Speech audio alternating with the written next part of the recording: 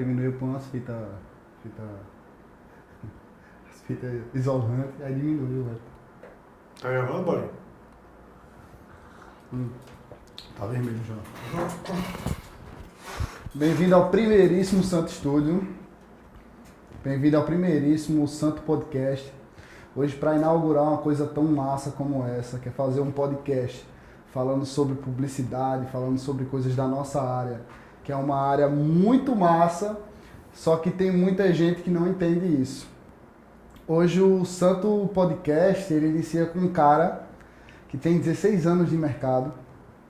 É 16, né?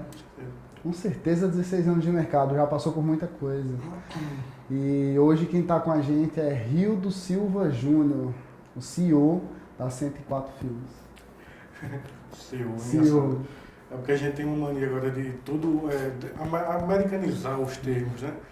Mas eu prefiro usar que não é que eu seja CEO, eu sou administrador, né? Eu gerencio. O dono. Então, mais assim, simples. eu não ligo nem para o dono, assim. Na realidade, o foco é a 104 Filmes, desde o início, mesmo assim, sendo uma equipe bastante reduzida, desde o início a gente já passou por vários momentos de empresa, mas sempre foi tipo um conjunto, né? Cada um tinha a sua função, mas sempre focando para tipo, ter um melhor desempenho, uma melhor qualidade, um melhor resultado. Mas primeiramente, quem é a 104? Primeiramente, começou como e quem é o Rildo Silva Júnior? Como foi que iniciou esse projeto de 16 anos que está até hoje? Bem, na realidade, assim, eu comecei a trabalhar nesse ramo de televisão, não de publicidade, em 2005, né, no programa Tony Show. E desse meio termo eu já fazia algumas coisas, eu mexia em algumas coisas, eu sempre fui da área de tecnologia, eu sempre mexi muito em computador, né, na parte de hardware e tal, e de software também, mas o meu foco realmente era computação na época. Então eu recebi o convite, né, de ir no show, até pelo intermédio do meu irmão que já trabalhava na área, para fazer parte da equipe dele. E, assim, foi uma coisa que foi bastante interessante, porque eu aprendi de tudo na televisão, desde assistente de câmera até direção de corte, então de show, né, seguindo os aprendizados que a gente tinha. Eu sempre fui muito de pesquisar, de me informar, nunca tive... Perguntar bastante aos outros. De perguntar bastante, porque assim, ninguém sabe de tudo, né? Todo tipo de informação, ela pode gerar um conhecimento. Então, no início, eu comecei em Tony Show fazendo o programa ao vivo dele de Meu Dia. Do nada tu já chegasse ali, mas foi PP que te colocasse? Foi teu irmão que colocasse você lá dentro? Foi, porque assim, como eu sempre fui ligado nessa área de informática, eu tinha muita facilidade, porque assim, na época, as TVs ainda não eram digitais, né? Então tinha aquela parte analógica, mas também tinha a parte que era mais digital, de computador e tal, que fazia essa comunicação. E que não era todo mundo que sabia mexer também, né? Exatamente. Mais naquele tempo ainda, né? Isso facilitou bastante, esse meu conhecimento de computação, porque algumas linguagens, alguns termos que ainda são usados em inglês, tipo, a galera não sacava. Não sacava, e facilita e tal.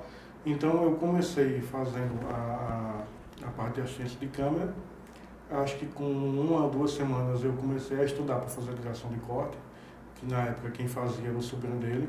O direção de corte é o cara que está na mesa trocando... É o cara que está na mesa trocando as cortes. Igual que está cortando o nosso. Exatamente. Então, assim, naquela época era tudo muito analógico. Então, assim, mais ou menos em 2005, ele fazia o programa, na realidade 2004, 2005. Ele fazia o programa na antiga TV ao Norte, que hoje é TV Manaíra. Vixe Maria, faz tempo. Faz bastante tempo. E a TV ao Norte, na época, não tinha muito recurso, como até hoje não é uma potência ainda aqui, né? Mas foi uma porta de entrada. Né? Mas foi uma porta de entrada. Então, assim, o importante foi que eu comecei a pegar o conhecimento, tanto da parte analógica, que na época lá eu usava era um OVW100, que tipo, é uma câmera muito, mas muito antiga, não é tão antiga assim, tem gente que vai realmente. Mas no tempo era boa ou Não, no tempo já não era boa. já não misericórdia? No tempo já não era boa, porque ele tinha essa UVW100 e tinha uma D30 e uma D35 Isso pra TV. para TV. Nossa. Que são aquelas câmeras maiores, que tem um bloco de lente que já é intercalado, né, já é fixo, não é tão fixo, mas já é mais na câmera. Aquela câmera de TV mesmo. De TV mesmo, que tem um remoto para você fazer o zoom. É massa, né? É bem clássico, né? É massa porque naquela época, tipo, o cinegrafista que opera até hoje, assim, na Globo, né, Cabo Branco, quem mexe na configuração de cor não é o cinegrafista de estúdio. Quem mexe na configuração de cor é a direção de corte, o diretor de corte. Então tem o CGU, o cara lá vai e mexe até deixar as câmeras lineares. E é um problema difícil pra é caramba, um problema muito grande, porque como a gente tinha uma D30, uma D35 e uma UVW100, cada um tem seu perfil de cor. então a UVW100 era mais antiga, então ela não tinha uma leitura. A UVW100 era uma lente com uma câmera, como é que pode dizer? Não era uma câmera amadora, mas também não era um profissional top de linha. Então ela tinha uma particularidade. Então assim, foi surgindo daí e eu nesse meu termo já comecei, na época a gente começou a editar no Premiere 6.5, se não me engano, era o 6. Para os amantes de Adobe, olha aí, há 16 anos atrás a Adobe já estava presente. Então, né? e naquela época a gente tinha um problema muito grande com a Adobe, principalmente voltado para o PC, porque sempre tinha um problema tipo erro binário. Ainda tem, né? Não tanto quanto. Não tanto, mas tem. Quando tem, dá um tipo, ódio que o que a gente misericórdia. fazia? Quando a gente editava um documentário, um filme muito grande, tipo, eu editasse hoje, um exemplo, mas eu tinha, sei lá, 2, 3 projetos de ontem. Porque se o de hoje eu fosse abrir amanhã e ele não abrisse, eu só perdi um dia de trabalho. Tu ia salvando por dia. Salvando por dia. Hoje em dia a gente salva a cada 10 minutos. Né? E hoje, assim, tem alguns recursos que na época não tinha, que era o salvamento automático. Hoje eu uso bastante. Então, assim, você configura a cada 10 minutos, 5 Me minutos. tirou de muita mão na roda já, viu? De muita situação. Até porque, assim, às vezes uma besteira, mas um HD com problema, um SD card com problema. Um Windows corrompido. Um Windows corrompido, então você pode botar um trabalho a perder, né? De, sei lá, um dia, 2, 3 dias, uma semana. E falando de edição de vídeo, é pior ainda. Porque, tipo, dependendo do que você está fazendo, né? Como na época eu editava muito programa, isso podia, sabe, você perder uma semana de edição, isso é muito ruim. E tudo sempre foi com um time muito frenético, né? Muito curto, né? Na realidade, assim, eu digo que essa profissão de TV, de produtora, de marketing, é um mercado que sacrifica bastante o profissional. Demais. Porque sempre, somente aqui no Brasil, o deadline, né, o prazo de entrega para um material é sempre muito curto. Na verdade, o famoso é sempre para ontem. Preciso para ontem. É tanto que eu fiz um material uma vez para um mercado exterior, para um país de fora, e o cara me deu um tempo de 30 dias. Não, é sério? Para fazer um VT de 30 segundos. Então, assim, eu estava acostumado a pegar um VT de 30 para editar amanhã. Não, para hoje. Para hoje, né? Puta que pariu. E à tarde ele já ia para TV. Meu sonho, viu? Então, assim, eu comecei em todo show, como eu sempre fui ligado nessa parte de informática,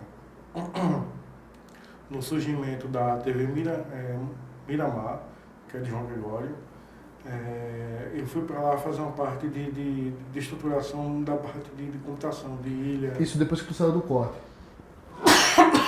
Foi isso? Tu tava no corte, depois Eu estava no corte, mas já fazia edição, tanto de vídeo quanto de áudio. Começou no Premiere? Comecei no Premiere, na época, o programa de edição de áudio era o Som de Foge, tem muita gente que não vai lembrar, mas é um programa bem antigo, ainda foi utilizado, acho que até 2015, ou talvez alguém use ainda que eu não conheço, porque hoje o Audition, né, na verdade, o pacote Adobe, ele tem vários programas que são tipo, suficientes. Geralmente você tá ali no ecossistema e tá confortável demais. Quando você edita no Premiere ou no After, você já tem o link também do Cinema 4D, então isso tudo com o Mocha, isso flui muito tranquilo. E naquela época não. Naquela época tinha o Premiere, acho que o After estava bem no início ainda, nessa questão de pós-produção. Então, eu fui chamado para fazer essa montagem das ilhas e também a configuração do teleprompter, que é a telazinha que fica na frente da câmera. Você vai lendo, para você ler e tal. O jornalista usa bastante, né? Então, dali eu recebi um convite para ficar fixo na TV Miramar. Trabalhei lá, acho que por uns 6 meses, mas eu não estava satisfeito ainda. Não era aquilo que eu queria. Então, mas tu já tinha a ideia de sair de lá e abrir tua própria empresa? Não, como é que foi? Na realidade, eu já tinha a ideia de sair de lá para aprender outras coisas. Por quê? TV, não desmerecendo, mas tipo, você fica muito bitolado, muito limitado, porque nem sempre você vai ter, dependendo da emissora, que você não vai ter mesmo. É uma limitação para você, tipo, criar uma coisa diferente. Tem que seguir um padrão. O briefing dele. Então, como você faz para Cabo Branco, por exemplo. Se você for trabalhar na Cabo Branco, tem um padrão de tarja, tem um padrão de animação, tem um padrão de retranque, então isso tudo meio que amarra até para você se desenvolver criativamente. Isso é chato pra caramba, né? Pra ser assim, muito, muito sincero, eu que trabalho com direção de arte, quando o cliente fala eu quero isso, a gente faz. Só que não é aquele trabalho gostoso. Porque na realidade você fica bitolado, fica cercado naquela linha ali e você não consegue evoluir, né? Então eu comecei a buscar produtores de vídeo que fossem com foco em tanto publicidade quanto documentários. Então eu saí da Miramar em 2015, se não me engano, eu passei mais 6 meses. Mas tipo, da televisão tu começou em 2005? 2014. Não, 2004. Até 2015 tu ficou na TV? Eu errei esse cálculo. Na realidade, foi em 2004 que eu fui para estar no show, aí em 2005 eu fiquei até o meio do ano, mais ou menos, até o final do ano, se eu não me engano. Então no show em 2006 eu já fui para Miramar, foi depois que fez a... Aí de lá ficou até quando? Aí na Miramar eu demorei pouco tempo. Eu acho que fiquei 6 ou 8 meses lá no máximo, estourando mesmo. E fui para, na época, acho que era o VDG, que era de Vinícius, Guilherme. Na época tinha Júnior Melo, que tinha saído da sociedade. E eu fui para lá, acho que, se eu não me engano, a VDG foi a minha primeira assim, empresa que eu fui trabalhar como editor de uma produtora de vídeo, que era focado em publicidade. Então, já foi para ser editor mesmo, né? Já foi para ser editor.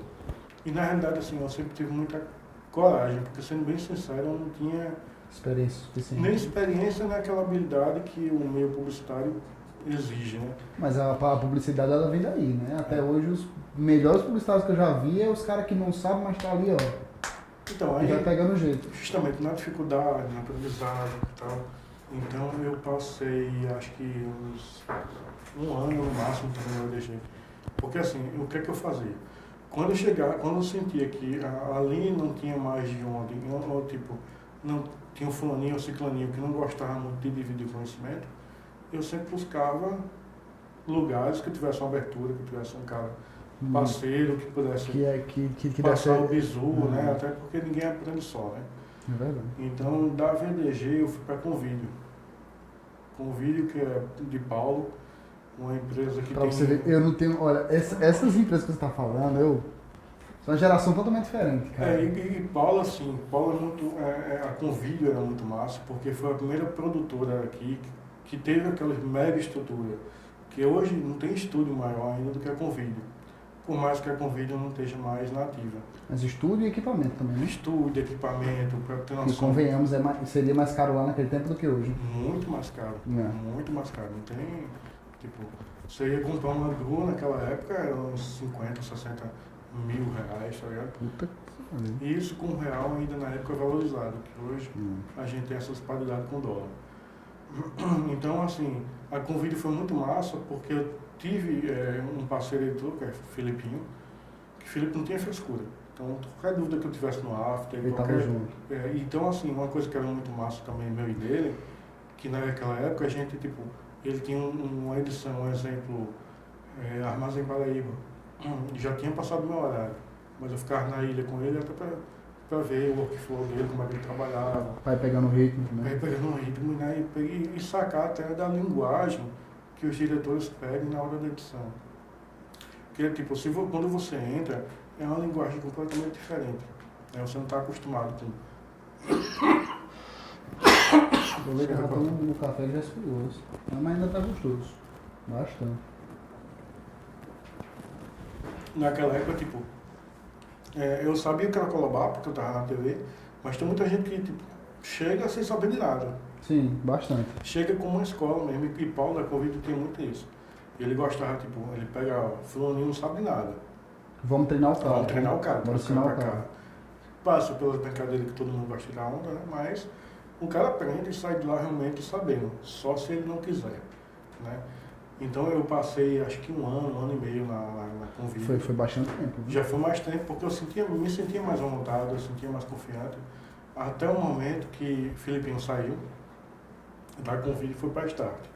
Porque a Start na época era tipo uma produtora, uma empresa que era de São Paulo, os empresários eram de São Paulo, e eles vieram se instalar aqui até... Mas não tem que matar.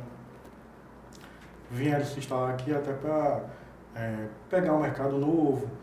Na época era Duda e Rafu, que eram irmãos. Inclusive a mãe de Duda e de Rafu é dona de uma das maiores produtoras do Brasil, que é a Casa Blanca. Então assim, ele já estava no meio tipo, que eu nunca imaginava. Bem mais alto, né? Porque tipo, você chega numa empresa que é nacional, na realidade, que tipo atende, na época era Banco Real, sabe, Pão de Açúcar Nacional. Ixi, era empresa grande, né? Empresa grande. Então, o Filipinho foi para lá com mais ou menos uns 3 a 4 meses.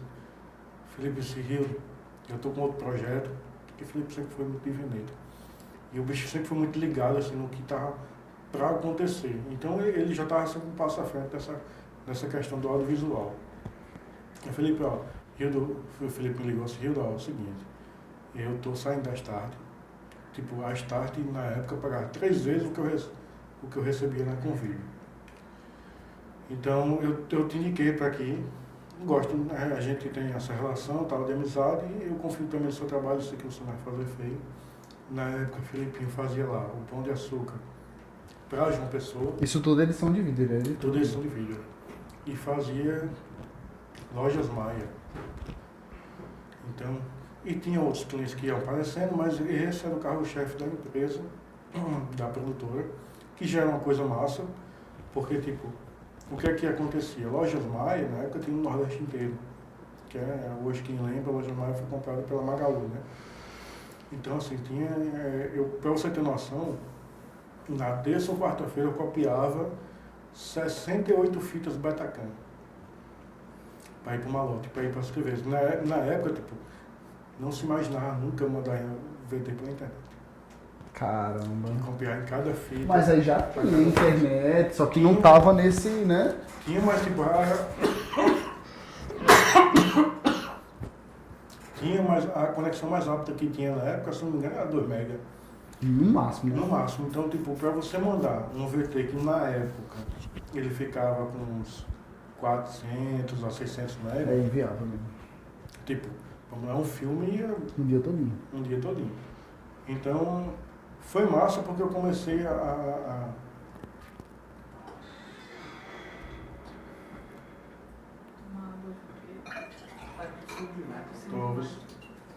Mas como não é ao vivo, é só fazer corte, pô.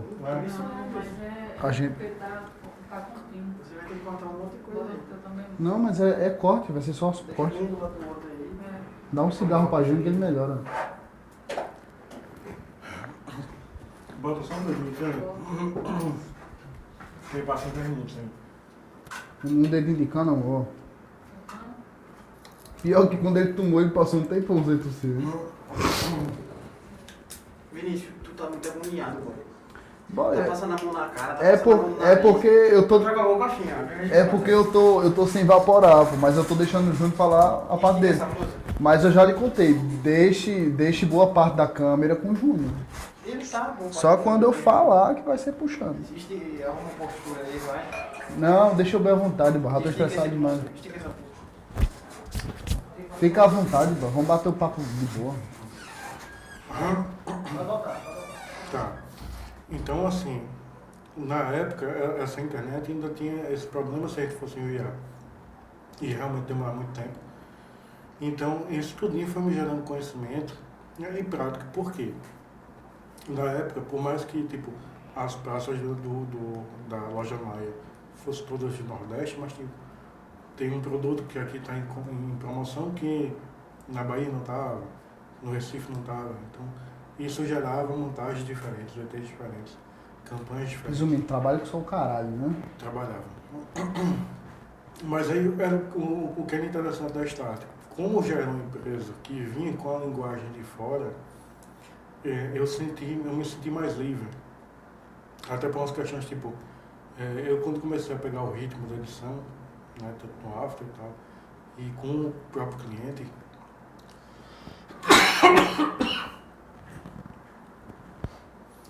quando eu fui pegando o ritmo da edição e com o próprio cliente, aconteceu que na maioria das vezes eu trabalhava segunda, terça e quarta. Porque eu já tinha feito os materiais, já tinha copiado para a TV. Então, tinha a vantagem de que eu não precisava estar 24 horas à disposição daquela produtora, a não ser que tivesse algum trabalho extra isso aí. O famoso pauta quente. Apareceu do nada, tem que resolver. Apareceu, olha, a Fumo ligava, a Duda me ligava, só Rita, tem isso aqui para editar, vem para cá. Então, assim, já tinha essa visão diferente que na época as produtoras aqui não tinham. Então, o que é que acontecia? Pegasse muito disso, né? Essas paradas. Quando começou o meu ritmo de edição ficar muito rápido, eu terminava, tipo, segunda, 2 horas da tarde. Eu tinha Mas é bom que você tinha mais tempo pra viver sua vida. O que é que acontecia? Adiantava a pauta? O cara dá uma adiantada na pauta. Isso é o que, irmão? Aquela balinha de remédio do bolso, Sim. até mais. Eu tava assim. Adiantava a pauta, era bem melhor, né? Então, quando eu peguei mais o ritmo da edição, eu conseguia finalizar o serviço com muita rapidez. Então, dava meio-dia, 1 hora da tarde, eu já estava com o material pronto para copiar. E isso me gerou espaço até para pesquisar novas ferramentas. E freelancer também rolava, não rolava? Então. Como é que funcionava o freelancer? Porque hoje em dia todo diretor de arte, todo social media, todo fotógrafo, mesmo tanto de agência, fixo, CLT, o Caceta 4 tem seus rolava, mas mais para tipo para você fazer em São Paulo, para fazer em Recife. Da galera aqui não tinha. Por quê? Na época, hoje está até um pouco menos, tem alguns parceiros que se falam, tem outros que não, mas não tinha tanta rixa, que tipo, como eu trabalho na Start, se eu fosse fazer um trabalho com vídeo, o cara da Start não gostava. Ou se eu trabalhasse com vídeo e o cara fosse fazer um trabalho na Start, o cara com vídeo não gostava. Então quer dizer que esse lance de rivalidade é mais antigo do que eu penso, né? É bem mais antigo. Porque, tipo assim, isso que a gente já conversou várias vezes. Eu tenho uma agonia dentro de mim, porque os donos das agências, eles se conflitam. E na minha concepção, se todo mundo tivesse de boa com todo mundo, cara, esse cliente aqui não dá certo. Pra tu dar? Não dá. Pra tu dar? E aí um vai ajudando o outro, vai fazendo collab e o negócio vai andando. É uma coisa que hoje acontece no mercado aqui, principalmente da minha parte, eu falo por mim. Então, assim, eu tenho uma abertura muito boa com o Canário, eu tenho uma abertura muito boa com o Paulo. O mesmo Paulo da Convite não tem ainda no mercado. Eu tenho uma abertura muito boa com o Thiago, que é o cego da HTV. Tenho uma abertura muito boa com o Irã. Então, assim, isso foi conquistado com o tempo, como eu já trabalhei com o Irã na época que eu trabalhava em outra produtora. Respeito, né? Então, conquistou esse respeito que, tipo, hoje, o que é que acontece? Eu já cheguei a alugar equipamentos para O2 Filmes, que é uma empresa de São Paulo, produtora de São Paulo, que faz muito programa e muito curta-metragem. Na época eles vieram gravar aqui, como é o nome daquele rapaz, o surfista que é de Baía Formosa, que hoje... Não é o Medina é recente, né? Não, o Medina foi antes dele. Alguém lembra aí? Produção, quer dar um Google? Quiser dar um Google. Ei, lembra aí, Vitor? O nome do surfista de Baía Formosa?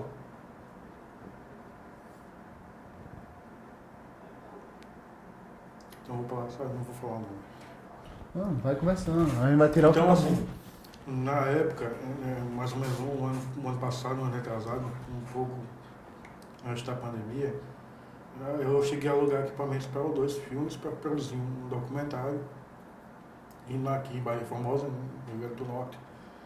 relacionado ao surfista lá, né? É relacionado ao surfista. E o que é que aconteceu? Eu não tinha todo o equipamento, porque tem coisa de maquinário que eu realmente não tenho. E eu precisei, tipo, algumas besteiras, mas na época era uma folha de isopor que eu queria de 3 metros de largura. Isso aí é algo específico de Porque é algo muito específico que só usa mais para quando você vai fazer um documentário. Um negócio na praia que tem muito vento, que você precisa bater uma luz. E realmente eu não tinha, não necessitava. Alguns sacos de areia também a mais, que eu tenho um pouco. Então eu peguei alguns equipamentos com canário, eu peguei alguns equipamentos com agronca ali, né? E loquei para 2 filmes. Então assim, sempre teve, pelo menos da minha parte, essa questão de união. Essa cooperação também, né? Até porque, tipo, eu não tenho condições, 104 filmes não tem condições de atender todo o mercado. A Canário Filmes não tem condições de atender Ninguém todo o tem, mercado. acredito eu que ninguém tem. Então eu acho que essa parceria é válida para todo mundo, porque ninguém tem tudo, tá ligado? Lógico que tem algumas empresas que, né, conseguem ter um faturamento melhor e conseguem comprar mais equipamento, mas eu acho assim, se tem aqui, você não está usando, coloque isso, vai fazendo um giro legal, né? Então, esse meu conhecimento, essa minha abertura que eu tive nesse meu tempo, né, antes de abrir a 104 Filmes, foi muito importante, porque eu aprendi muito, conheci gente tipo, demais. Da área, né? Isso é muito importante. Da você entrar numa empresa para você abrir porta. Digamos, você está fora do mercado. Se você não entrar numa empresa para aprender ou para outras coisas, você não vai entrar no mercado. Exatamente. Mas também não é também só entrar numa empresa que você vai entrar no mercado. Lembrando disso. Você tem que ter dotes, você tem que ser bom no que faz, você tem que ser bom de network. Né? Não é só o network para fazer dinheiro, é por amizade, por paixão. Por parceria, companheirismo. Então é meio que um casamento, sabe? O cara tem que saber lidar. É jogo de cintura com jogo força. de cintura com força. Então, nesse meu tempo, eu comecei a trabalhar para Intervalo, que é uma produtora até relativamente. Nossa, tu trabalhou para produtora pra caramba antes de ter ator, né? E a Intervalo era uma coisa até interessante, que tipo, era um cara, o dono era um cara de Maceió, que ele abriu a empresa aqui só para atender o Carrefour. Ele usava até um sistema O Carrefour tinha acabado de chegar, ou não tinha agência, não tinha produtora, como é que funcionava? Então, tinha uma agência, que é a agência de Recife, que era da MMS, e eles tinham os regionais que tomavam conta de cada praça. Então, como é que acontecia? O gerente regional do Carrefour distribuía as ofertas para cada regional e cada regional produzia o seu filme. Independente. Digamos, cada então, loja. João Pessoa tinha produtora, Recife tinha produtora, que era até virtual, Natal tinha produtora, que eu não me lembro o nome agora. Então, eu fui para lá, que na época era até um sistema diferente de edição que eu nunca tinha visto, acho que era Video Toaster, se eu não me engano. O que é Video Toaster? É um programa de edição, que é basicamente, tipo, é quase um Premiere e um After juntos. Caramba! E é muito massa, porque tipo, ele tinha uma placa de captura, que na época se utilizava mais, que ele dava um workflow muito bom, ele trabalhava muito fluido, então tudo era muito rápido, entendeu? Mas o PC tem que ser bom também, né? O PC tem que ser bom também. Mas assim, eu trabalhei lá acho que por volta de 2 anos, mais ou menos. E já ficou mais tempo do que as outras, né? Você estava confortável também, né? Então, eu fiquei confortável demais, aí foi o problema. Eu fiquei confortável demais. Lógico, eu aprendi mais um programa de edição, que é até da Videotech, esse programa de edição. Hoje não tem mais? Hoje tem, mas o foco deles agora está mais com broadcast mesmo, tipo transmissão. Hoje o foco... Eu não acompanhei a evolução do programa, na realidade, né? Mas hoje do que eu vejo é mais para broadcast, para lives, transmissão, esse tipo de coisa. Uhum. Então, foi mal aí, galera. Então, assim, o que foi que aconteceu no intervalo? Eu, por já ter uma bagagem muito boa de edição, então eu fazia tudo muito rápido também. Eu boto fé que a galera ficava espantada, né? Porque É. assim, meu ritmo também é bem rápido. Mas depois de um tempo eu comecei a diminuir meu ritmo para focar mais em qualidade.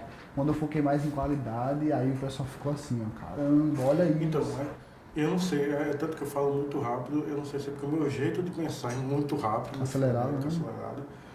Mas eu consegui fazer rápido, com qualidade, com uma pós-massa.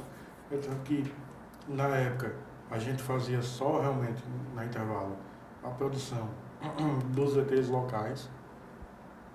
Quando eu entrei lá, eu comecei a fazer as cartelas que vinha, um exemplo, cartela que a gente diz, a parte gráfica, né? Que Sim. vinha, Que geralmente é do diretor de arte, né? que vinha de São Paulo já pronta, frisada, né? Aí eu comecei a fazer as animações dessas cartelas. Chegou num nível tão bom que o próprio regional, né, fez, Rio, vamos fazer o seguinte, toda vez que tiver uma cartela, quem vai fazer é você e vai distribuir para as praças. Então eu fazia e distribuía para Recife, Natal e Fortaleza. Para eles seguirem o mesmo padrão. Para seguir o mesmo padrão de animação.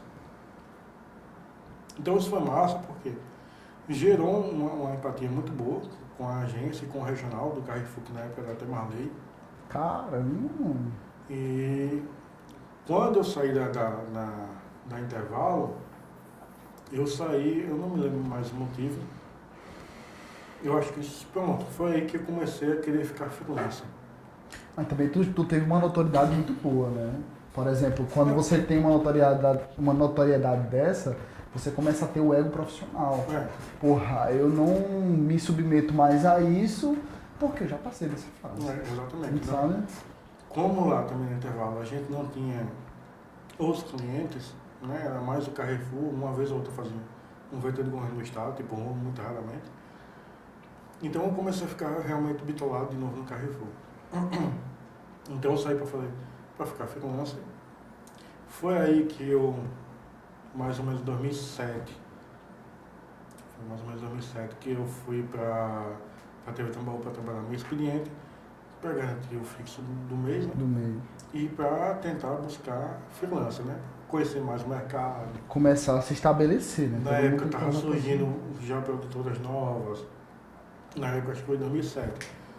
2006, 2007 estava surgindo a HTV, que era da Sociedade ID, né? Com o Thiago, que a gente chama de cego. E isso começou, tipo, meu irmão, tem tanta empresa abrindo, né? Na época eu não tinha passado pela minha cabeça ainda de abrir a minha própria empresa, até porque, tipo, eu não tinha contato direto com as agências, sabe? Então, fora que criar todo equipamento do zero. Então, tudo tem uma dificuldade, né? Tanto que hoje a gente tem a 104 Filmes, tem muito a agradecer a Canário, porque quando eu saí da TV Tambaú, quando eu entrei na TV Tambaú, eu recebi o convite da agência, porque teve algum desentendimento, eu não sei o que houve com a Intervalo, que eles estavam procurando uma empresa para montar a estrutura aqui para fazer o Carrefour de João Pessoa. E eu fui procurado, eu disse, rapaz, vamos pensar, vamos conversar. Então eu cheguei a conversar com a minha da agência e tal. Eu disse, pronto, vamos montar. Só que eu não tinha nada. O que é que eu tinha? Uma mesa e um computador. Todo mundo começa assim. Detalhe. Quando eu montasse, eu aluguei a sala, abri CNPJ, né? Todo aquele processo. Todo aquele Mas aí tu já tinha um cliente X. E já tinha um cliente que era o Carrefour que vinha fazer a partir do momento que tivesse tudo em ordem. Cara, quer dizer que teu primeiro cliente foi o Carrefour, assim, o primeiro, caramba, já começou assim, ó. Então assim, foi muito massa, porque tipo, eu já era um cliente que dava notoriedade, era um cliente que tinha VT toda semana. Era então constante. Tinha um fluxo muito bom. E o que foi que aconteceu? Como eu não tinha equipamento nenhum, eu montei lá, aluguei a salinha, eu e Ícaro e meu irmão, a gente entrou em conjunto. E a gente começou o quê? Tipo, não tem como fazer. A agência vai vir fazer uma vistoria, uma inspeção, para ver se a gente tinha realmente condições de atender, né? Ixi. Eu não tinha nem Betacam ainda, que na época o material enviado para o Betacam, né? Aí a gente ligou para a Canário, Canário, bicho, Ajuda nós. ajuda aí, tá acontecendo isso, a Canário disse, não, pô, passa aqui, pega. Pegou basicamente quase tudo. Escuta, a gente chegou lá e pegou a Betacam, não tinha nem cabo, porque a gente não tinha nem placa de captura. A gente botou a Betacam na mesa, pegou uma câmera lá que ele emprestou, a gente botou em cima da mesa. Então a agência viu assim, não, realmente, tá de parabéns aqui, vamos começar mês que vem. Demorou. Aí, dia 20, 25. Tá aprovado, vou assinar o cheque. Dia primeiro a gente começa. Só que, na época, eu não tinha muita noção de como funcionava. Eu não era empresário. Você era o Eu era operacional. operacional. Então, o que é que acontecia? O Carrefour só pagava com 60 dias. Eita, 2 meses segurando. 2 meses segurando. Porque, tipo, a gente trabalhava um mês, emitia nota, e só pagava, entrava na programação, só pagava no próximo mês. Mas aí saía 2 meses uma vez só. Não. Não? Não. Oxi. Porque, tipo, trabalhava, emitia e entrava na programação. Tipo, um exemplo, a gente está em novembro. Trabalhava até dia 30 de novembro, emitia nota em dezembro, só pagava em janeiro. Nossa. Então, o cronograma era esse. Que burocracia, É. velho. Até porque, tipo, a nota vinha, a gente emitia a nota ia para regional, da regional ia para central, Burocracia. para poder liberar o pagamento. Então, Nossa. era bem conturbado. Então, eu não sabia disso. E mais, como o valor na época era relativamente bom, tipo, quando saiu o primeiro pagamento, a gente compra um Betacam. Até que, tipo, nessa época, acho que o primeiro e até o segundo mês, no segundo mês não, que eu consegui comprar a Betacam até com o Napoleão. Mas no primeiro mês foi desse jeito, eu ia para Canário para copiar a fita. E chegava lá e vinha. Não, é uma correria do caramba, porque E a galera sempre de boa com vocês, né? aprovou, aí a Marley, tá aprovado. Eu corria para Canário, copiava a Betacam e voltava para a TV para entregar. Que na época, tipo, a produtora ficava praticamente atrás da TV Cabana. Então ajudou bastante, né? É porque tinha... Mas foi estratégico vocês arrumaram o local Foi assim, pertinho? estratégico, até porque, tipo, quando a produtora começou, eu ainda estava na TV Tambaú. Então a TV Tambaú, as TVs basicamente são todas naquele miolo ali sim. do centro, né? Então eu saía da TV Tambaú, já saía correndo para a produtora, finalizava o material, já saía correndo para Canário, copiava o material, entregava na TV. Então, Correria da porra. era basicamente toda semana, todo dia, esse mesmo né, timing.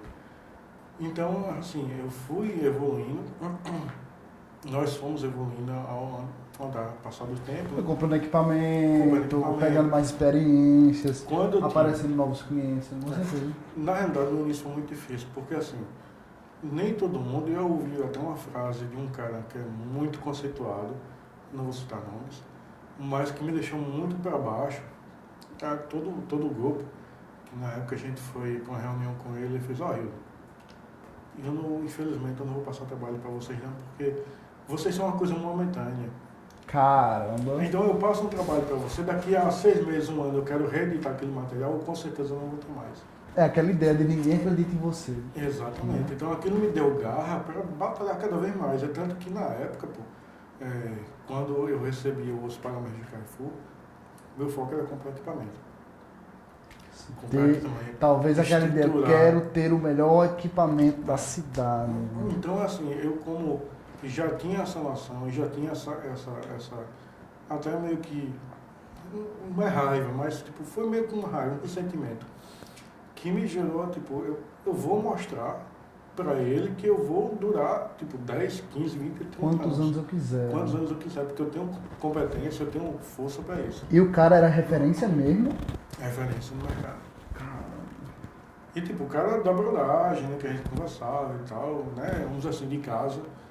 E isso meio que me chateou bastante, tá ligado? Então eu usei essas palavras como combustível para buscar além disso aí. E assim, foi bem interessante porque tipo, a gente, né, como grupo, a gente tinha uma facilidade, né, tanto de lidar com o cliente, com tudo, que a gente começou a ganhar corpo, sabe? Então, eu tinha, na época, estavam começando a surgir no Brasil as iluminações de LED. Então, eu fui a primeira produtora aqui, se não foi a primeira, foi uma das primeiras, a comprar painel de LED. Ninguém tinha no tempo. Ninguém tinha.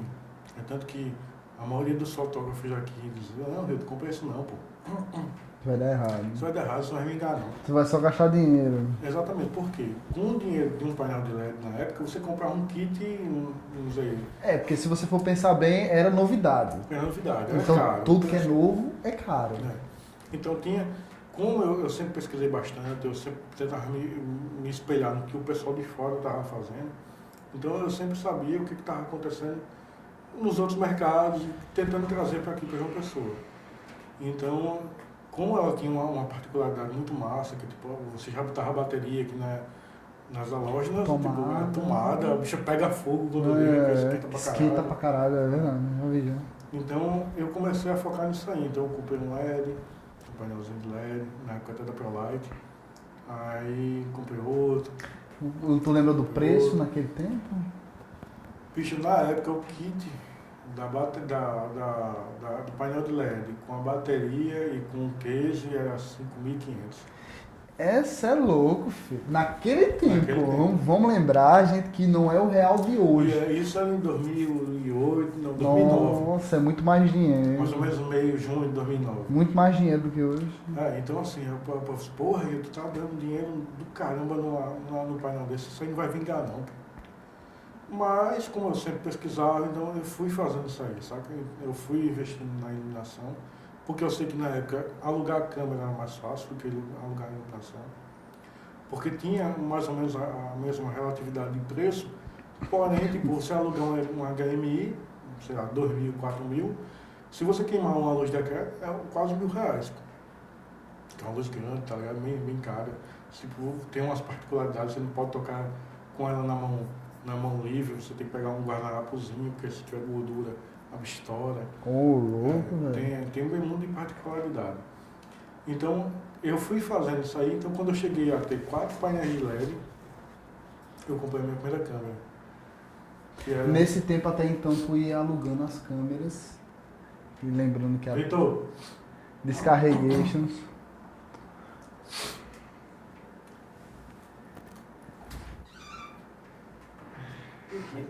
Faltou energia. Rapaz, as baterias dessa bicha não tá carregada não, pô, a retrosão não tá carregada.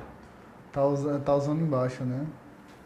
Pouca bateria. Eu trabalhei assim, até eu que tô falando agora, eu já passei por coisa demais, né? O cara vai lembrando, né? Pô. Lembrando. Falando do painel do LED morreu. Tu sabe qual é o lema do Santo Studio? Do nada veio na minha cabeça quando eu tava montando.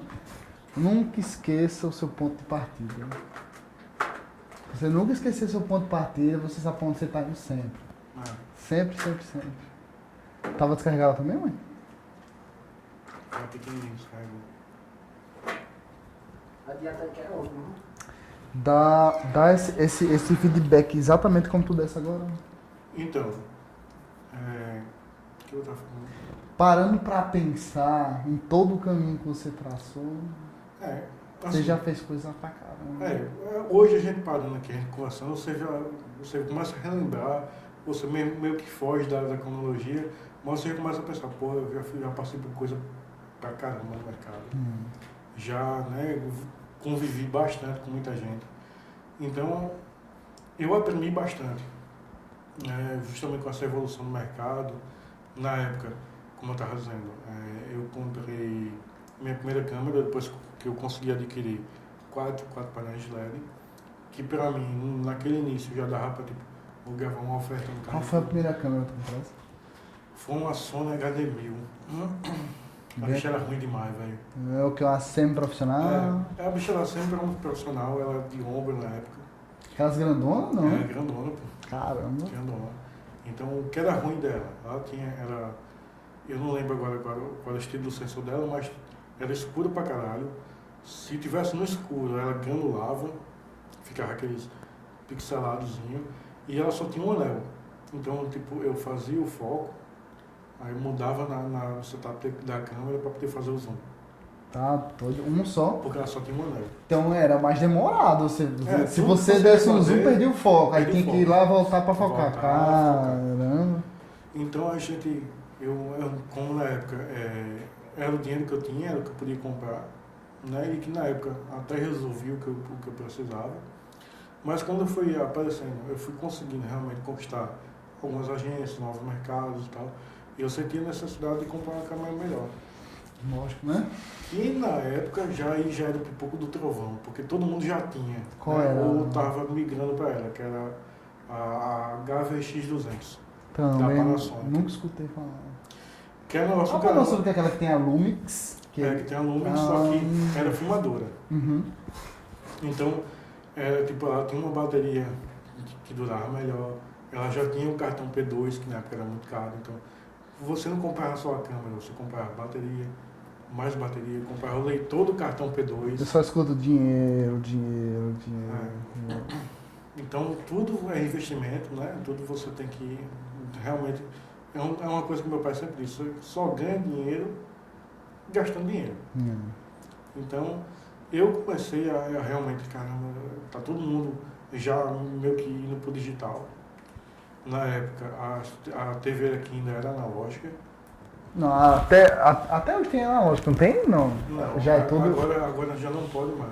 É tudo digital, né? Foi, eu tô dizendo. É porque eu confundi com o lance do HTV, né?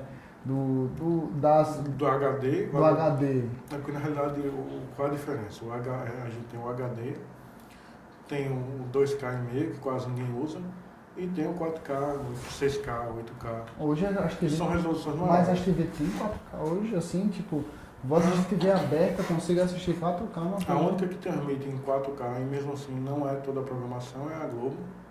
E alguns determinados tipos tipo esporte. De conteúdo, né? As Olimpíadas foi transmitida, na realidade as Olimpíadas foi transmitida todas em 8K.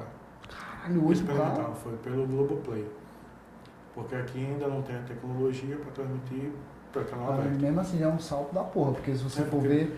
É Todas 8 as, vezes a resolução. você vê todas as televisões de dia, basicamente, são vendidas a 4K, mas você não, quase ninguém usa o 4K em si. No máximo. Você usa no Netflix, no Globoplay. Sim, e mesmo assim não é sempre. Mas né? canal aberto realmente, só a Globo que transmitiu, se eu não me engano, a Copa foi em 4K e algum outro evento que eu não me recordo agora. Mas aí, comprou a câmera, que era a Aí eu Panasonic. comprei a Panasonic e dali eu já estava meio que nivelado com as outras produtoras. Pau a pau com os outros. Né?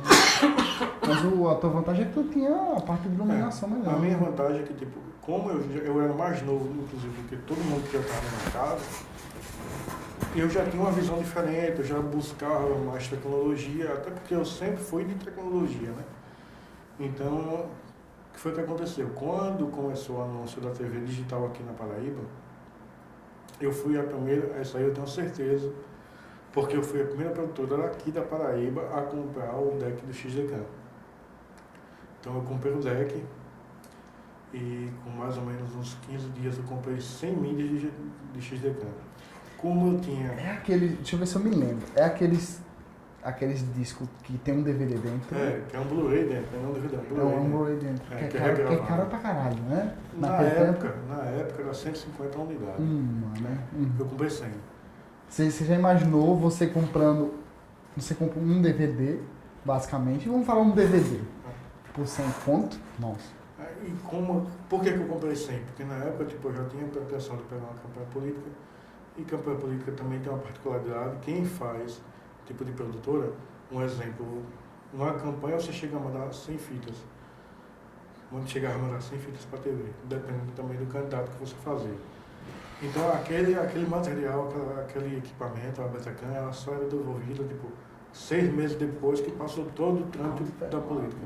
Chegava quebrado alguma vez, mano? Não. Passado muito tempo lá? Não, nunca chegou quebrada não. Mas você tinha que ter um sobressalente, porque se você fosse fazer uma campanha política e aquele material ficasse retido, como ficava de praxe, você tinha que ter outras mídias para poder fazer o mercado. Então, eu comprei isso aí e fiquei esperando. Chegou 3 caixas lá de XDCAM. Ninguém mais tinha nesse tempo, né? Ninguém tinha ainda. Aí, só que a TV demorou um tempo para poder realmente ficar digital, porque tudo na TV mudou. Era um sinal analógico, né, que estava passando para a transformação para ser digital. Então, desde a antena até o sistema de CGU dentro, a mesa de corda, então teve que mudar tudo. foi praticamente uma nova TV que a acabando que na época foi a No primeira. caso, eles não aceitavam o XG-Cam ou... Não aceitaram, na época era só Betacam. Né? Mas você já estava preparado para... A gente já estava preparado, então a gente segurou a onda, né? Até no investimento na época, eu estava com um pouco trabalho ainda, tinha mais o Carrefour, fazendo uma outra coisa ali. E isso eu comecei, tipo, irmão, tem que começar a ver o que está para lançar de novo, né? Foi aí que surgiu a primeira DSLR, assim, com foco, não com foco no vídeo, mas que tipo, filmava, que foi a 5D, a Mark II. Então eu comecei, tipo, quando lançar aqui, quando chegar aqui, Preciso comprar, né? preciso comprar, porque tipo, como é DSLR, que ela usa lente de foco, de foto, você tem uma profundidade melhor, você consegue um desfoque bonito. Então isso ia, né, agregar mais a qualidade da Resumindo, se você pudesse dar uma dica para os videomakers, invista em equipamento. É. Porque assim, Por mais que seja caro. porque uma coisa é certa, um equipamento só, se eu deixar uma câmera dessa sozinha, ela não faz o VT sozinho. Ela é excelente, mas tipo, tem que ter um profissional à altura que saiba utilizar todos os recursos. Manusear. Então assim, a DSLR da 5D foi um grande avanço, tanto de qualidade, né, até de praticidade, porque foi a primeira câmera pequenininha, que você, tipo, tinha um gripezinho para botar mais bateria, mas, tipo, é uma coisa menor, saca? Aí mais compacta. mais né? compacta. Então você começa a, tipo, comprar uma lente mais clara, né, com abertura melhor, uma lente já estabilizada, que na época, eu acho que a primeira estabilizada que eu comprei foi a 70-200, que era 2.8, ela estabilizada. Então isso foi começando aos poucos. Eu comprei justamente quando eu fiz uma campanha política, que na época a minha câmera, eu estava até fazendo para Canário essa campanha, de um político Como se fosse candidato. um collab, né? Uma parceria, né? Como a gente sempre teve essa relação mais próxima, aí surgiu essa vaga de edição e eu fui fazer a edição lá. Tipo, eu deixei um pouco minha produtora de lado, lógico que Mantendo. funcionando normalmente. Lógico que funcionando normalmente, mas eu comecei, tipo, eu vou para lá porque eu vou ganhar uma grana boa. Campanha política sempre foi Tem. um valor, né, Até mais hoje. elevado. Na realidade hoje caiu até Caiu mais? caiu bastante. Na época você ganhava muito mais. Mas aí eu fiz uma campanha de Senado com o Canário e praticamente na mesma semana, foi no mesmo dia que chegou a 5D do Canário, chegou a minha. Então as pernas, caramba, bicho, eu tô aqui, o Canário comprou uma câmera, eu consegui comprar. Então foi começando, tipo, a cada vez mais ganhar corpo e eu consegui cada vez mais evoluir. Tanto como empresa, como produtora, né, e como conhecimento, tipo, do que estava para surgir, de lente e tudo, porque a filmadora você fica muito limitado em alguns aspectos das câmeras antigamente, que tipo a HVX, por exemplo, a HVX, por exemplo, não muda de lente. Você só usa aquela lente. Surgiu até Como se fosse a lente padrão da câmera. como que você vem... comprar uma Handicam hoje em dia que não tem lente, Aham. é aquilo ali. É aquilo ali. Só que com a pronto. qualidade profissional, né? Broadcast.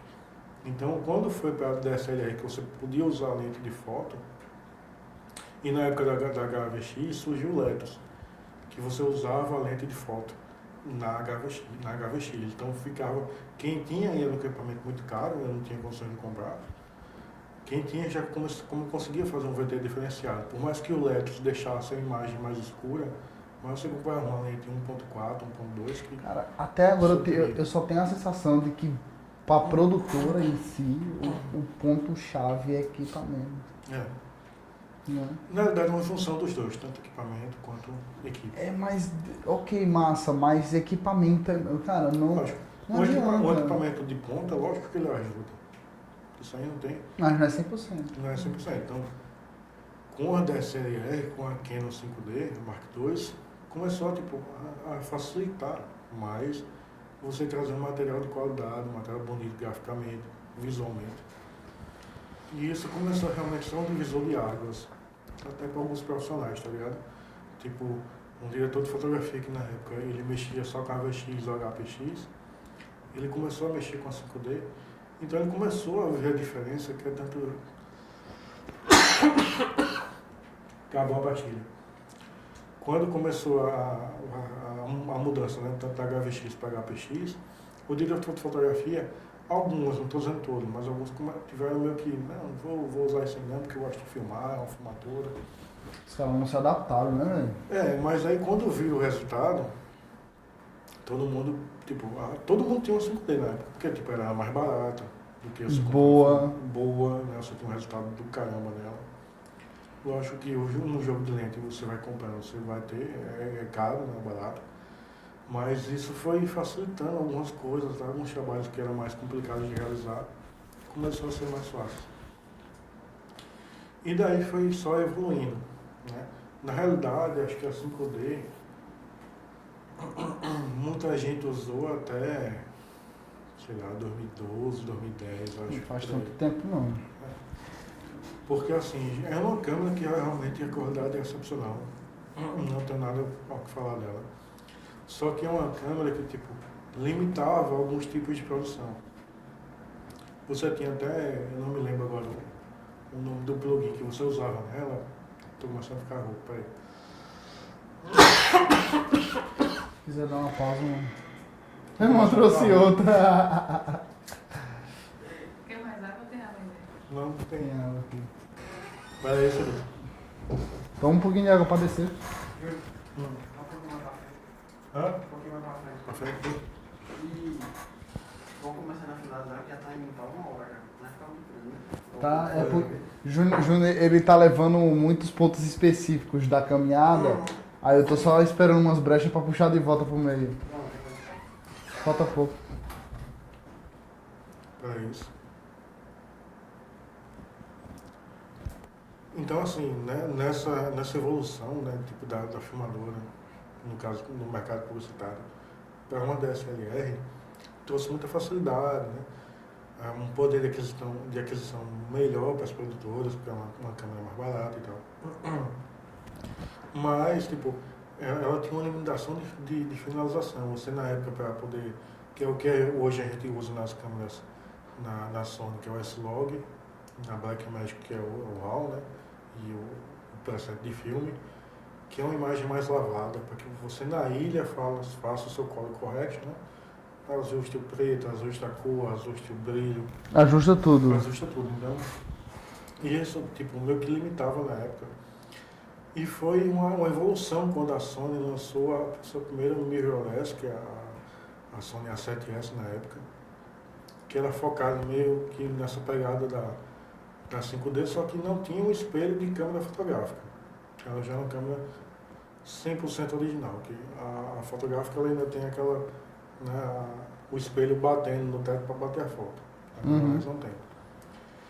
E isso, tipo, foi cada vez mais popularizando o mercado, né? Foi voltando, tipo, a Sony, na época eu lembro que saiu com um preço até um pouco mais alto que a 5D. Mas me diga uma coisa, nas concorrências, digamos, pensando em concorrência, as produtoras elas tinham essa mentalidade de comprar um produto que seja melhor, porque digamos, hoje eu sei do seu equipamento.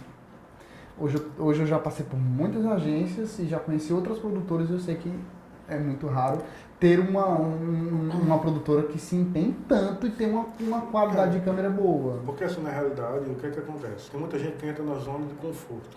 Então, tipo, se eu tenho um equipamento que me atende hoje, se eu tenho uma ilha de edição, um pessoal, uma ilha de edição, um conhecimento que me atende hoje, não estou falando todos, mas a grande maioria, tipo, estou bem, aqui tá bom. Tá confortável. Confortável. Só que você tem que buscar sempre novo. Provavelmente deve ter gente até que tá até hoje no 1080p, né? Eu conheço muita gente que realmente não evoluiu, até porque não sentiu necessidade, não pensou, né, pra frente, enfim. Mas... Ô Vitor, traz um papel higiênico aí. Eita, buceta. Fodeu aqui, boy. Já era. Tu tá com uma rebarbazinha aqui, tem que limpar. Aqui, saiu. Porque tá começando muito. É a pastilha.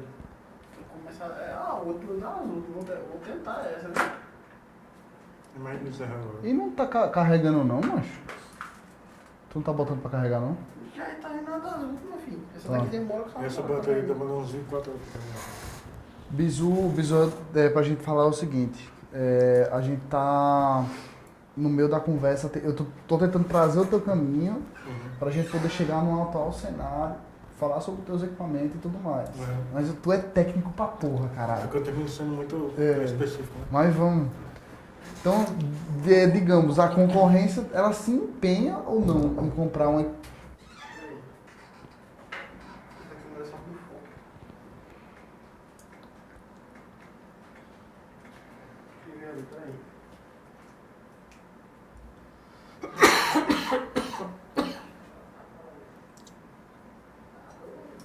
Entrou ou não? Agora que saiu de reis. Olha daí. Olha pô. pela câmera, pô. Então, o assistente de foto tá dizendo que tá, mas lá tá muito embaçado. Ué. Bora, vai que eu tô quase dormindo, boy. Tu, por que tu não tomou café, hein, boy? Eu cheguei e fiquei pilhado aqui, velho. Fiquei com... Já foi, já. O Júnior já limpou. Só que eu acho que vocês estão muito perto da cama e ela tá... Essa semana eu vou tirar essa mesa. Vai ter mais espaço aí. Vou começar... É porque eu nunca pensei aqui em estúdio, mas tudo bem. Mais em gravação. Mas voltando. Júnior, em questão de concorrência, você sente que os demais, eles têm essa preocupação enorme em, por exemplo...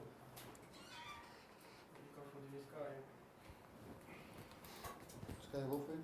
Cadê o... Não tô ganhando.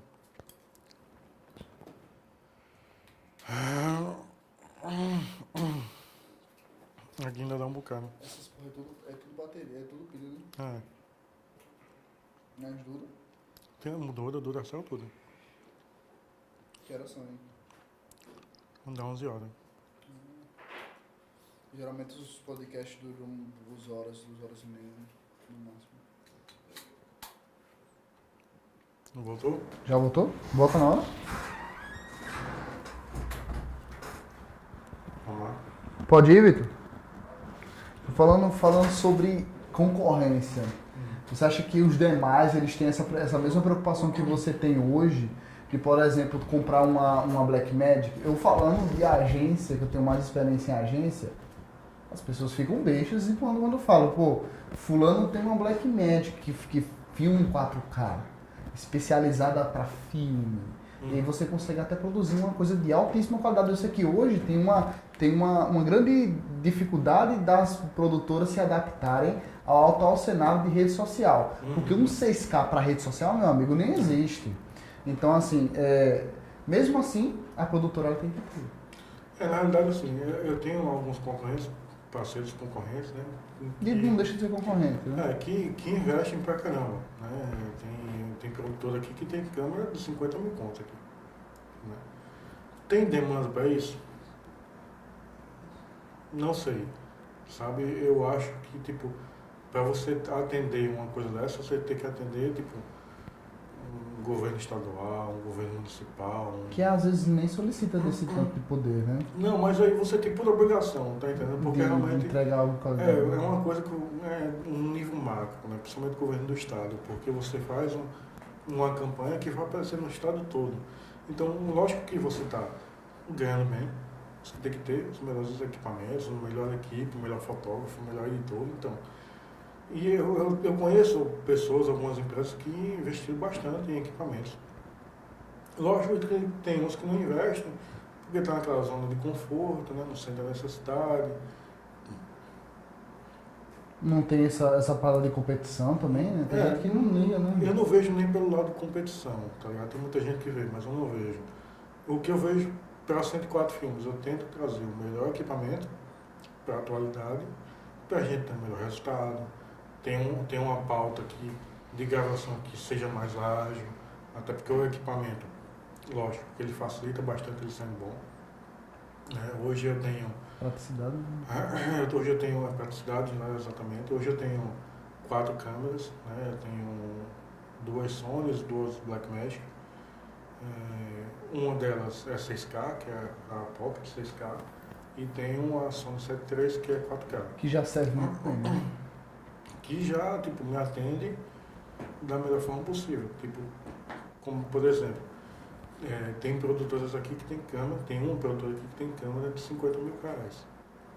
Porém, não grava em 4K, mas ela ganha em outros, tipo, ela tem um sensor um pouco melhor, que vai muito meio pelo gosto, tá ligado? O que é que acontece? Eu, particularmente, gosto mais da cor da Blackmagic. Até porque ela grava em RAW, ela tem as facilidades, tem uma captação de imagem, no meu ponto de vista, muito linear. Na realidade, a Sony, a série 3, a Sony, a linha da 7, na realidade, não sendo só a série 3, puxa muito pro verde, sabe? Naturalmente. Naturalmente. Lógico que se você faz, Você ajusta, ela chega. Mas eu, particularmente, gosto mais da Blackmagic. Né? Então, vai muito disso aí. Eu tento trazer, como eu falei, equipamentos de ponta para atender melhor, com a maior agilidade, com a maior qualidade, o meu cliente. Mas aí, voltando à história da 104, ela estava, basicamente a 104 iniciou com o primeiro cliente, que foi o Carrefour. Também passou pelos seus perrengues, esperando dois meses, meu Deus do céu. E depois disso aí, o que é que foi que fez a 104, digamos? Você teve aquele incentivo, que pode se chamar incentivo, mas e aí, como é que foi, cara, de tipo, isso aqui é minha vida, eu vou levar até morrer. Então, tem isso. Eu tenho muito disso com a minha área, não saio mais nunca, entende? Na realidade, isso foi acontecendo naturalmente. A partir do momento que, para mim, eu como empresa, como equipe, que eu ia vendo que eu conseguia, tipo, comprar uma câmera melhor, comprar uma luz melhor, isso vai, como é que se diz? Motivando mais, dando mais paixão por aquilo. E é muito gratificante, é uma coisa até que vicia, você como editor, como produtor, você vê um material seu veiculado. Oxe, é massa demais. Então, ontem eu estava assistindo a TV, passou 3 materiais seguidos que foi o que eu editei. Foi produzido pela 104 Filmes. E isso dá uma satisfação imensa. É muito massa. Então, o que foi acontecendo? O que foi evoluindo, tipo, eu ganhei um prêmio de criatividade com um filme muito bom. Sim, me fale sobre esse prêmio que faz um tempo atrás. Mas teve um prêmio teu que foi motion, não foi? Ou foi esse de criatividade que tu ganhou? O de criatividade foi um dos mais importantes que eu ganhei, até porque ainda estava no início da produtora. Que Diego, né, foi o diretor e roteirista desse filme, que foi até do Bar do Cuscuz, de Campina Grande, que era o título até um náufrago, VT do caramba, sacada do caramba, e a gente produziu esse filme. A direção foi boa, então. A direção do Diego, não tem o que falar, o Diego é foda. E assim, tanto que na época eu tinha um conhecimento com a TV de algumas pessoas, né, e o cara até, não vou citar nomes, o cara tá levantou assim, eu vou até levantar da mesa aqui, porque senão o povo vai achar que eu puxei sardinha para vocês. E a gente ganhou o primeiro lugar em campanha, que era a mais disputada na época, com o filme do Bar do Cuscuz. Mas e tu ganhas prêmio, como é que funciona? Não, na realidade, porque assim, na época, até hoje, né, tirando o prêmio da Globo, que era o Profissionais do Ano, a produtora ganha só um reconhecimento. É porque nas agências de publicidade tem aquele prêmio que é lá do... Tipo, nessa época acho que era Gramado, né? Que eles vão pra Gramado. Vão pra Gramado e tal. Na época a produtora, até hoje não tem, né? Tirando Profissionais do Ano. Fica uma dica aí. Na realidade hoje não tem mais nem esse tipo de evento. A Cabranco deixou de fazer. Pra agência 3 a 4 anos. Parou. Eu tinha um Chapéu de Ouro também, que na época a gente ganhou também o Chapéu de Ouro com esse mesmo filme. Mas esse foi o meu primeiro prêmio, que graças a Deus abriu portas para outros. Tu nem se ligasse que ia ganhar um prêmio. O cara faz tanto na vontade. Na realidade, tipo, a gente tinha um prêmio de criatividade, que era da Cabranco, com uma confraternização até da equipe de produção, né, de publicidade, porque já ia todo mundo, de todas as produtoras, produção, a agência, ia todo mundo. Então você via como uma confraternização. E era muito massa, eu não esperava que eu fosse ganhar, na realidade. Eu achava o filme muito bom, mas não sabia se o filme tinha sido escrito, então eu fui meio desencanado, tá ligado? E quando ele foi, a gente ganhou, bateu foto, foi massa. Caramba, deve ser muito louco. É muito louco, assim, um reconhecimento daquele seu trabalho, né? Então, nos anos seguintes, a gente ganhou algumas vezes também, até com um filme da prefeitura que eu não lembro Chapeuzinho, que era um VT até de abuso sexual do infantil. Foi muito massa, também dirigido por Diego. Filme do caramba. Aí você vê, aí vem um cliente pedindo desconto pra fazer um vídeo, cara. Então, Você não sabe da minha história, cara. E na época era muito massa, porque tipo, tinha esse glamour do capô, ganhando pela criatividade, pô, isso do caramba. E tipo, como na época tinha muita concorrência, nem todo mundo ganhava. Tinha muita produtora que passava com branco. Mas fazia uma diferença da porra ganhar um Fazia, prêmio. porque dava nome, dava visibilidade. Você passava no JPB1, JPB2, Bom Dia. E isso a empresa começava a ganhar mais corpo, né? Até que uma vez a gente fez um material também para a prefeitura, que era sobre a violência no trânsito. Que era um filme tipo de depoimento e que ganhou aqui em todos os que concorreu, ganhou no Chapéu de Ouro, ganhou pela criatividade, e fomos segundo lugar no profissional de ano da Globo. Então isso foi do caramba já. Mas só reconhecimento, porque se só fosse eu tava cobrando pelo menos um totemzinho. Eu quero um totem, A velho. agência sempre ganha tudo. Até porque a criação era deles, lógico que a execução Sim. pode ter uma boa criação, mas se a execução não for boa, lógico que a Não dá ideia certo. não flui, né? Mas isso foi muito massa, porque deu uma visibilidade muito boa, na época que tipo, tinha realmente muita produção visual, muita produção de vídeo. Hoje, até pela facilidade, pelo momento que passamos econômico, muita gente meio que apela mais para o VT cartelado, né, que é a animação, que é cartela. E isso meio que tipo, prejudicou muito o mercado, saca? Porque as grandes sacadas, na realidade, lógico que com a cartela você consegue uma grande sacada, mas com o vídeo dá aquele glamour, saca? É a mesma coisa que eu falo hoje pra galera de publicidade. Hoje nas agências tem um grande problema. Você tem os seus sociais, você tem os diretores de arte. A única coisa que o social media faz, eu quero arte, eu quero arte, eu quero arte, eu quero arte. E aí você vê o Instagram extremamente poluído, sem nada urbanizado, sem nada orgânico. E o que o ser humano gosta, eu garanto a você que é de gente, não é de arte. A arte é solução de problema. Tá entendendo? Então, é justamente essa visão que tem da rede social, que tipo, vídeo, imagem, né, que você vê aquilo ali. Sensação. Às vezes desperta o emotivo da pessoa. Dizem que os melhores filmes são aqueles que emocionam. Na realidade, o vídeo, você tipo, se imagina naquilo ali. É tanto que na época, dificilmente você via um VT de construtora cartelado. Por quê? O vídeo, você humaniza, você se imagina naquela situação. Você vê na imagem. Então você não precisa imaginar no VT de 3D ou cartelado. Não, projeto. Você vê o que a galera consegue fazer no empreendimento.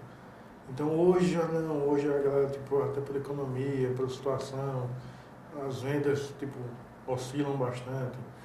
Às vezes até pelo pensamento realmente do empresário, em gastar menos com publicidade, porque acha que não tem retorno. Na realidade, isso meio que prejudicou bastante o mercado, né? Então, o que é que você tem que buscar hoje? É meio que equiparar os preços para que tipo, facilite o cliente a produzir um filme mais bonito, né? Com captação de imagem, que traga um resultado melhor. Tem que fazer com que o cliente entenda, né? Exatamente. É uma coisa muito difícil. Porque assim, é tanto que tipo, quando qualquer empresa passa por qualquer dificuldade, a primeira coisa que ela corta, você pode ter certeza, é o investimento em publicidade. Sempre. Nessa pandemia foi um retrato clássico disso. Eu nunca tinha passado por isso. Eu tenho 5 anos nessa área e eu senti isso nessa pandemia.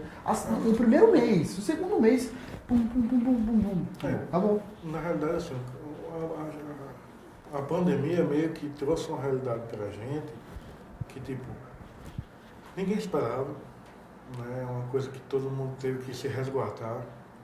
Fui pra até sobreviver isso aí. Ninguém sabe o que aconteceu. Ninguém sabe o que vai acontecer, então meio que tipo, eu não sei como é que eu ia reagir com o vírus, né? Então, tudo isso, a questão de tipo, fechar o mercado, as pessoas dentro de casa.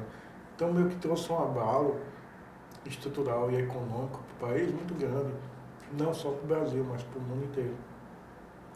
E, assim, hoje eu sinto que a gente não está ainda, não posso dizer que a gente está no pós-pandemia. Eu não considero ainda um também não vejo. pós-pandemia. Lógico que as vacinas foram boas, as vacinas estão servindo bastante, né, porque reduziu a mortalidade, reduziu a contaminação. Mas o vírus Covid ainda é uma coisa muito complicada. Está tendo mutação ainda. Está tendo muita mutação, muita variante, então isso meio que, assim, dá uma certa segurança, porque a gente tem a vacina, várias vacinas, mas ainda não é uma coisa 100% assim que eu digo, o cara não vai pegar, acabou, não vai mais variar, vai ficar tudo, não sei. Mas eu tenho fé e esperança que do jeito que está, com a população tendo consciência, se vacinando, buscando, tipo, não se resguardar tanto, mas tipo, usar máscara, manter a distância, lavar sempre as mãos, que isso é importante para todo mundo, está todo mundo realmente, tipo, passando por algum tipo de dificuldade. Quem não tem dificuldade financeira, mas tem dificuldade emocional, tem gente que, tipo, se prejudicou muito psicologicamente, com isolamento e tal. O isolamento foi complicado. Então, isso a gente passou, tanto no meio publicitário, como uma novidade assim, muito ruim. Porque ninguém estava preparado. Ninguém imaginava jamais que o mundo ia parar, como o Raul Seixas dizia. Um dia que a Terra parou, né? Então, assim, chegou num momento que, tipo, teve muita gente que teve que se reinventar, teve realmente gente passando por muita dificuldade, que passam ainda por dificuldade hoje, mas que eu acredito que até o meio do ano que vem a gente vai ter, acho que, uma perspectiva até melhor. Hoje até que não está tão ruim, eu vou ser bem sincero. Não, melhorou bastante. Comparado com, tipo, o meio do ano passado, tipo, hoje a gente está no céu. Mas eu acredito que quando a pandemia realmente passar totalmente, que eu acredito que vai levar mais 6 meses por aí, a gente vai ter um boom novamente de investimento, de empresas novas surgindo, de mercado publicitário voltando realmente. Startups, bastante. Então, assim, é uma luz no fim do túnel que a gente consegue ver hoje, coisa que a gente não estava vendo no início de 2020, que foi realmente quando a pandemia A poeira estava alta. Olha, tem dono de agência que eu conheço que ele teve que segurar os contratos sem receber para manter o cliente. Eu conheço agência que, tipo, chegou pro cliente só, vamos fazer aqui, eu vou reduzir aí para 30% o teu fixo, mas eu vou te entregar o mesmo material, até porque, tipo, para a agência, se você deixa de vender com um grande mercadista, né, um atacadista, enfim, qualquer segmento que você tenha econômico, se você deixar de vender, você vai fechar. Entendeu? Não é bom para ninguém. Não é bom para ninguém. E isso, lógico que, tipo, não é um lado bom, mas foi uma coisa que abriu o olho de muita empresa, que é levar a sua empresa para o digital. Forçou mesmo. O delivery foi um exemplo. Eu lembro do início que as empresas foram forçadas a ter delivery. Muitas fecharam porque não souberam fazer. Já teve outras que já estavam preparadas e só fez crescer. Eu vi um monte. Né? Hoje em dia, basicamente, todas têm, né? Justamente dessa sacada de inovar, de ver a necessidade. A vida de todo mundo está muito frenética, nem todo mundo tem... Tipo, eu tenho um desejo, mas eu não tenho tempo de ir num restaurante. Então, tipo, eu quero comer uma comida do Nau, do Nui, sei lá, qualquer restaurante desse de ponta, eu não tenho tempo de... Preciso comer aqui. Então o cara tem que ter essa facilidade. Eu não acho que o Nui não está no iFood ainda. Mas eu não sei se no iFood, mas ele tem a parte delivery. Ele tem um delivery dele. Então, o Now já tem, que eu já conheço, já pedi várias vezes. Então, isso meio que facilita, tá ligado? Então, foi essa sacada que quem pegou, lógico que teve a queda, porque você é diferente. Você ir para um restaurante, você pede uma comida, você pede uma bebida. A comida você fica quentinha. Você vê uma sobremesa. Então, lógico que teve redução. Como para todo mundo. Mas essa sacada realmente em publicidade, isso tende a facilitar ou meio que ir levando as coisas de um jeito menos doloroso. Para quem tem realmente a publicidade como foco e como, eu sei que se eu investir aqui eu vou ter um resultado, eu sei que eu vou, Eu não posso vender como eu vendia antes, mas eu vou ter um resultado meio que para me sustentar, para equilibrar as contas, para manter a empresa aberta. Mas é necessário. E aí a gente vê o seguinte cenário, a gente vê hoje uma grande dependência da agência de publicidade junto com as produtoras. Porque hoje eu vejo o seguinte, eu vejo que as agências elas estão focadas no meio social digital, totalmente. E hoje não tem a capacidade de exercer o serviço que uma produtora tem. Mas aí qual é o legal disso, que eu acho muito top? Mas nem tanto, porque tipo, o que é que acontece? Muita agência tem um editor bom. Eu conheço alguns que têm editor bom. Sim, tem algumas que tem bons editores. Então o que é que acontece? Muita gente que faz o ET focado para rede social acaba indo para a TV. Às vezes o cara não tem a Cine, que é uma coisa muito importante. Por mais que o registro ainda não fiscaliza a Paraíba, porque tem menos de 1 milhão de habitantes, mas vai chegar um ponto que vai fiscalizar. Né? Até por uma denúncia, enfim. Pode acontecer tudo. E isso é muito ruim para quem é produtor. Porque, tipo, eu investi minha vida na produtora, tá ligado? Uhum. Então, a partir do momento que tem um cara com um MacBook que faz o cartelado dentro de uma produtora, ele tá tirando o meu ganha-pão. Dentro de uma agência. Dentro de uma agência. Isso. Então, assim, lógico que eu tenho meu foco para a área digital. Mas, realmente, meu carro-chefe, que me traz paixão e o que traz realização, é fazer materiais de broadcast para TV, grandes produções, documentários, filmes. Então, eu sempre fui... Aquele que tem uma direção forte mesmo, né?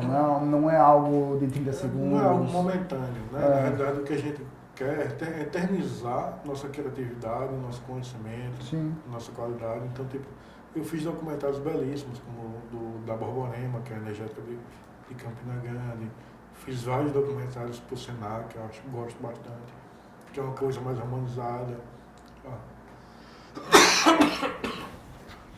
Que é uma coisa de, tipo, de curso, que você vê, tipo, a necessidade daquela galera, saca? De aprender, de emplacar aquilo ali no seu conhecimento, emplacar o seu conhecimento na sua terra para que tenha um retorno. Eu acho massa esse tipo de documentário porque ele toca a pessoa, dependendo do documentário. Ele vai trazer algo como um sentimento para mim. Uhum. E eu acho que a gente, quando vai assistir filme, se você quer assistir comédia, é um sentimento. Se você quer assistir ação, é um sentimento. E aí por aí vai. E o documentário ele traz muito disso, né? Uhum. Quando tu vai editar, Júnior, tu para pensar no geral, o que é que tu quer passar para a pessoa que está assistindo? Então, paro, e uma coisa que é tipo, eu acho que é até uma virtude minha é que às vezes eu finalizo o material, como ainda tem um time de edição muito rápido, você fica vendo? Eu fico vendo, revendo, procurando erro. Tipo, eu chego a mudar 2, 3 vezes antes de mudar. Vou ter para a agência para aprovação. Uhum. Então, isso meio que é bom, porque você tem um trabalho mais refinado, você tem um cuidado maior, você busca qualidade. E isso lhe traz uma satisfação depois que você vê o material realmente finalizado, aprovado. É bom demais, né?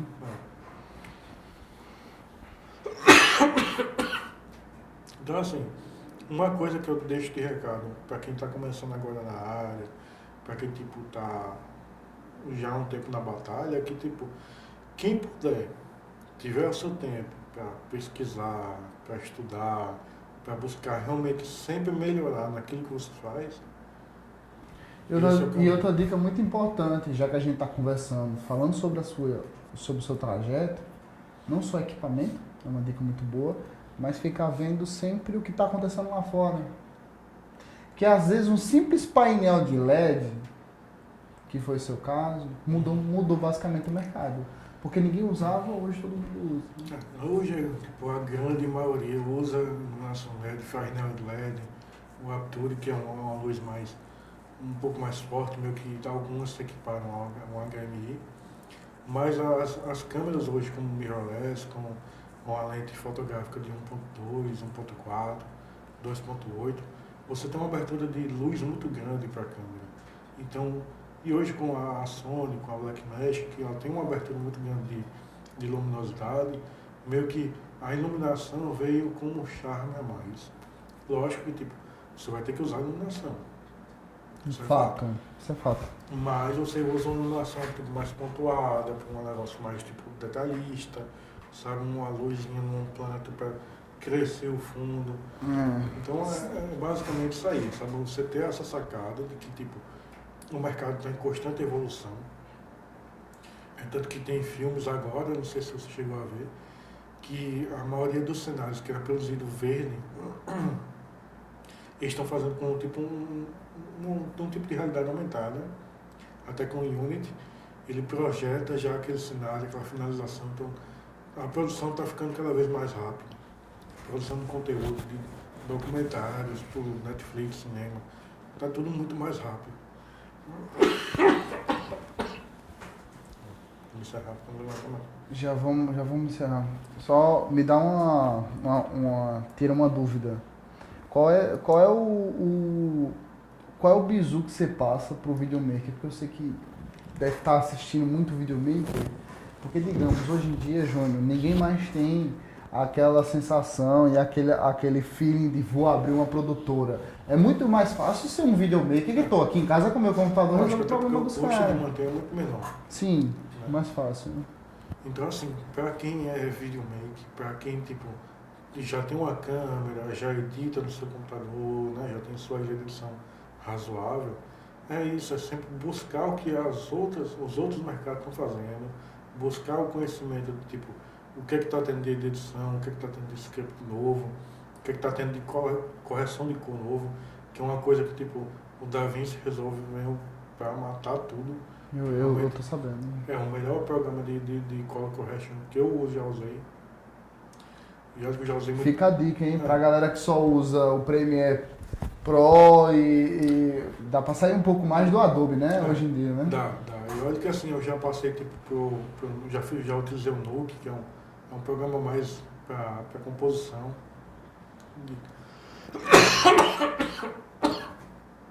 Finaliza essa pergunta que a gente finaliza. Eu já utilizei o Nuke, que é um programa mais para composição de cena, sabe? É uma coisa que tipo, é o Photoshop do vídeo. É um programa que você bota uma nuvem, que você faz realmente a montagem dos efeitos gráficos, né? Tipo para cinema. O Nuke é muito utilizado. Eu utilizei muito o Combustion também, que é um programa bem diferenciado, que tipo, pouquíssimas pessoas usam aqui também de pós, que ele meio que mescla a correção de cor, a pós-produção e o Nuke. É um programa muito bom, excelente. Então é justamente isso, você buscar esse conhecimento de ferramentas que podem agregar e melhorar cada vez a qualidade, a finalização do seu material.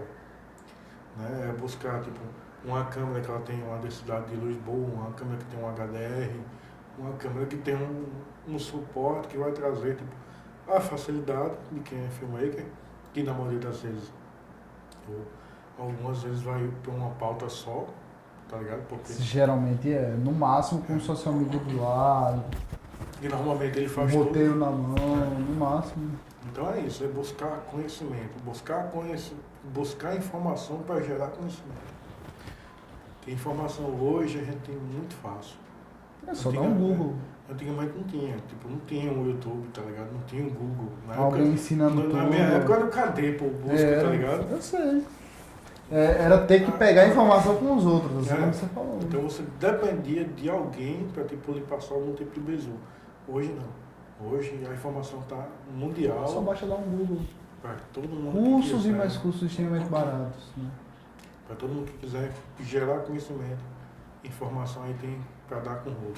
Pois é isso, gente. Esse foi o nosso primeiro Santo Podcast com um cara que é uma lenda aqui em João Pessoa, na Paraíba. Não seja modesto, são 16 anos. Você que escutou desde o início, o primeiro cliente do cara foi o Carrefour. Então não sejamos modestos. E é isto. Você tem alguma coisa para...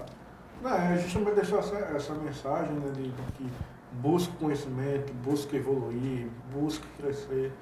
Porque aí realmente é matar um leão por dia. Sim, a vida é assim, né? A luta é diária. Então, para quem puder se destacar, buscar informação, gerar esse conhecimento, para aí sim o cara alcançar voos cada vez mais longe e realmente decolar. Pronto, perfeito. Encerramos com chave de ouro. Tchau, tchau, gente.